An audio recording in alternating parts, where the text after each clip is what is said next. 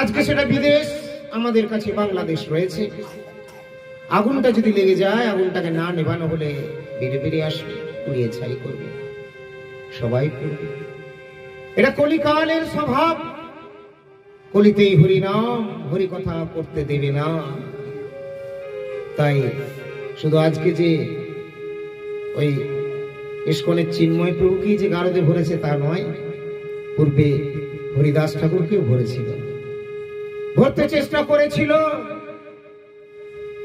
তবে হরিদাস ঠাকুরের ভজনও বল ছিল। উনি ব্রহ্মার অবতার ছিলেন। সেকালেও মুসলিম রাজ, জমন রাজ হরিদাস ঠাকুরের নামে কমপ্লেন করলো।